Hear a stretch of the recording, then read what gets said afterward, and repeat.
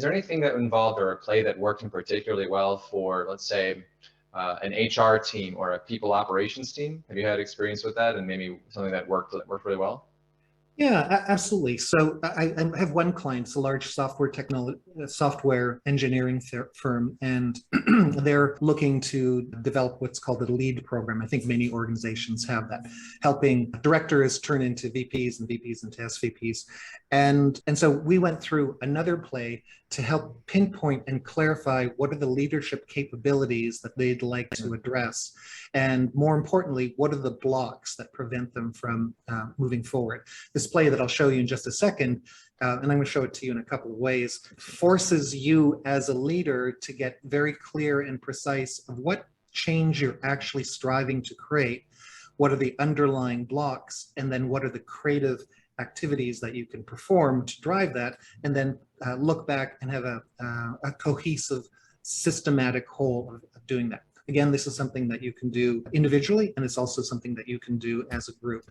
So let me show it to you in a couple of ways. First, I'm going to just draw it out, and then second, show you an example in an application called Miro.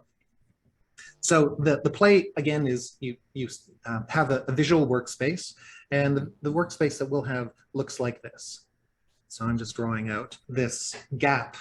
And the point is that you move from current state to a desired state, from what is now to what is intended.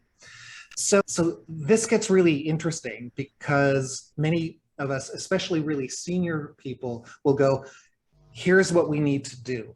We need to grow our ability for strategic thinking. We need our ability to coach. We need to ensure that our team is much more empathetic, that shows vulnerability so that we are connecting in a deeper way.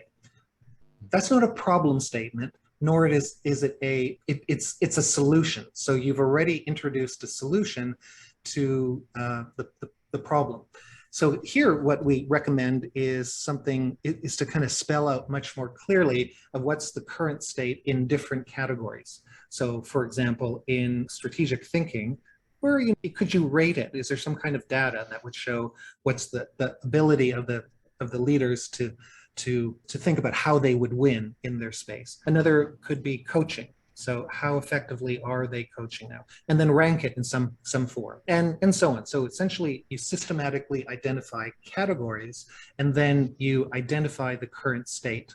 And ideally, if there's some data-driven material, or you could just score it from an A to an E, or whatever it might happen to be. And then do the same thing on the flip side, which is to then say, okay, so where do you actually want to be? What's a reasonable target?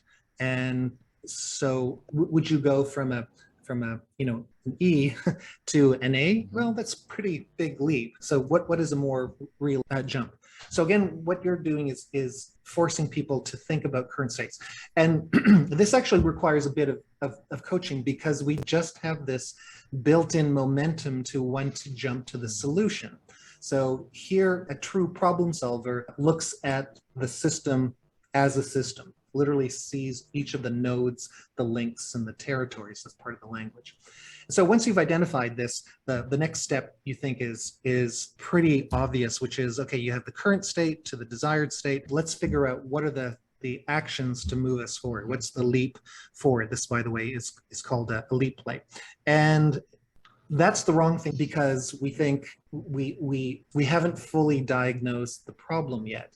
We haven't identified what are the blocks, what are the issues that are preventing the team from using say strategic thinking, or the willingness to coach more effectively. And so there are methods to kind of dig down a little bit more deeply into this. So let me show you how this looks like. So this is a leap play. We've got the question. What's the question? What's the shift we want to create? You can rephrase that. The working space is the leap diagram that has these 4 territories of current, desired, gaps, and the actions. And then the activities are posting up. So we've seen what those look like, analysis, and synthesis. So, in a PowerPoint presentation could look like this. What's our current, and then our desired state. By the way, this works for just about I mean, so many different situations. It's one of many plays to help us see where we are and where we want to be. So the current hire, the desired hire, the current state of the organization, how effective review the performance of people. And then again, the usual bias is to figure out the steps. But what we've learned is that effective problem solvers dig into the blocks. It's that little pivot that allows you to run a play much more effectively. So the order of this is really critical. Now, recent research has told us that we need to identify what are called the front channel blocks and the back channel blocks. So the front channel blocks are the physical barriers, kind of the obvious things, that lack of information and so on. The back channel blocks are becoming more and more critical.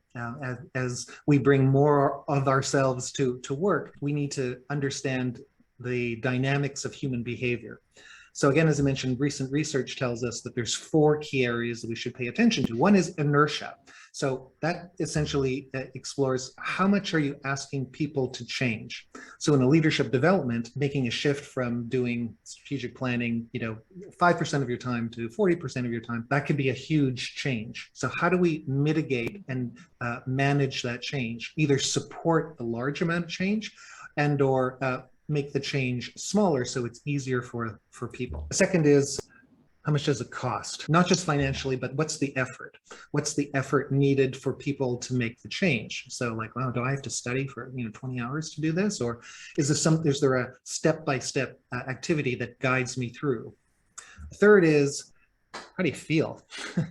Are you pissed off? Are you happy? Are you frustrated? Are you jealous? Or what's the underlying emotion that underpins the change? How will this change and what leads up to it and afterwards make people feel? And then finally, is the change imposed or is it invited? Is it welcoming? How much push and how much pull? So if you think of pushing a string up an inclined plane, really hard to do, but pulling it is much easier to do. So how can you design the change to be able to drive better impact? So do you see how this works? You systematically, step by step, run this play as you would a professional sports team, and instead just sort of not sloppily like a bunch of kids playing soccer, right? And everyone's like chasing the ball and stuff. You don't do that professionally. Instead, there's precision and accuracy. So this is a really key skill for modern problem solvers, to run plays effectively.